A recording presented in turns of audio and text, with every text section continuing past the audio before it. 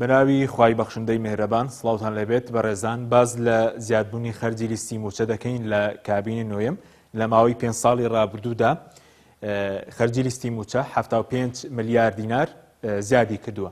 ئەو 75 ملیار دینارە بەشی دامەزراندنی 150,000 کەس دەکات ئەگە هەر یەکەیان مانگانە 500,000 دیناریان پێ بدرێت. باز لە وردەکاریەکەی دەکەین بۆچی خەرجی موچە ئەوەندە زیادی کردووە.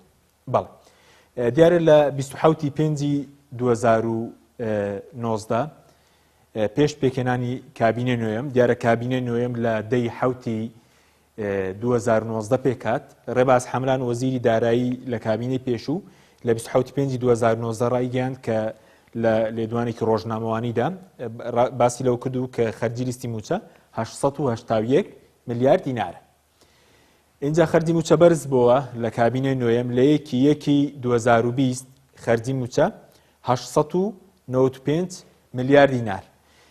لە ساڵی 2020 کابینەی نوێم پرۆژەی چاکسازی ناردە پەرلەمان کە بە حسابی خۆیان دەبوایە 100 ملیار دینار خەرجی گەڕانباوە بۆ حکوومەت. بەڵام دوای پەسەندکردنی یاسای چاکسازیش کە لە مانگی حوتی 2020ەوە کەوتوتە بۆ واری جێبەجێ خەرجی موچە زیادی کرد.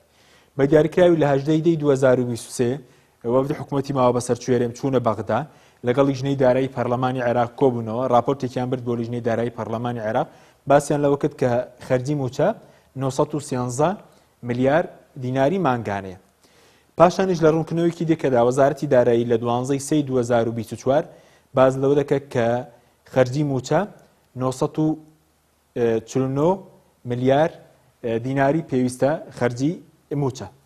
لە دوا ڕاگەنراویشدا وەزارەتی دارایی هەرێم باز لەوە دەکات کە لە 21 2024 کە خەرجی موچە 956 ملیار دینارە.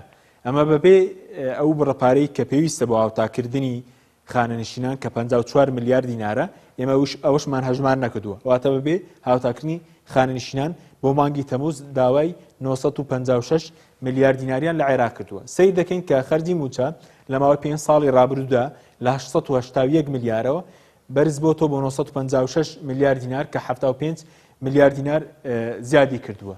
ئەمە لە کاتێکدا وەکو باسمان کرد لەم کابینەیە کە بە حسابی یاسای چاکسازی کەوتە بواری جێبەجێکردنەوە کە دەبوایە خەرجی موچەکەمی کردباوە دامەزراندن بە شێوەی خاڵبەندی و بە شێوەیەکی دادپەروەرانە بوو نییە بووە و ساڵانە 5,000 فەرمانبەر لە هەرێم خانەنشین دەکرێت واتە لە ماوەی 5 ساڵی ڕابردوودا 25,000 کەسیش خانەنشین کراون بەڵام خەرجی موچە هەر زیادی کردووە.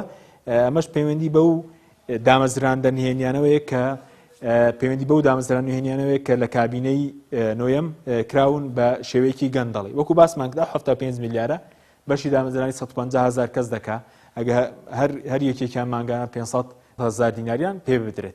بەخوای گەورەتان سپێرین خواتان لەگەڵ.